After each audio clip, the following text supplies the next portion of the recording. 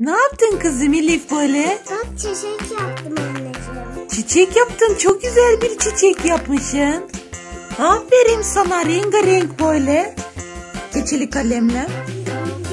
Peki sen bu çiçekle bir şey mi yapmak istiyorsun? Evet, bir şeyler düşünüyorum ama bulamıyorum. Ben sana bir şey söyleyeyim mi? Söyle. Bu çiçekte biz çok güzel bir deney yapacağız şimdi. Arkadaşlara da göstereceğiz. Sen şimdi bunu burada boyadın ya. Çiçeği. Ben de şimdi burada bu tarafta da aynı çiçeğin sadece boyanmamış halde çizeceğim. Ondan sonra onu suya atacağız. Bak bakalım ne olacak. Çok beğeneceksin. Bak ben şimdi bunu bir çizeyim. Ondan sonra gösteririm sana. Hazır mısın? Anne bu Bak yaptım işte. Anne bak bu renkli yapmadın. Niye boyamadın? Bak burada böyle görüyor musun? Boyanmış halde rengarenk değil mi?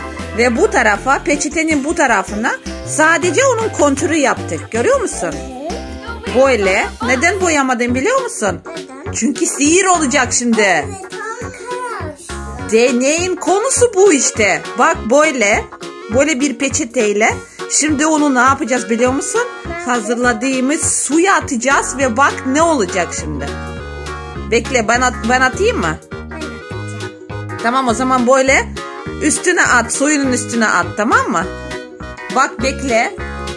Arkadaşlar iyice görsünler ne olacak. Arkadaşlar. Bak gördün mü? Taşıyor çok iyi. Renkleri çıkartıyor. Emir gördün mü? Bak bütün renkleri üstüne çıkmış gördün mü? Ne kadar güzel bir tablosu falan oldu, resim oldu değil mi? Vay bak işte. Ne kadar tatlı. Ama böyle karıştırıyorsun işte.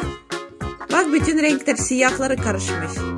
Ben de Ama yine de çok güzel görünüyor değil mi? Ben de yapacağım. Beğendin mi? Güzel gözüküyor. Bak boyalar nasıl iniyor. Gördün mü? Renkli sorumuz oldu. Bakın sonucu ne olacak. Arkadaşlar. Beğendiniz mi deneyi? Beğendik. Güzel de renkleri var. Evet.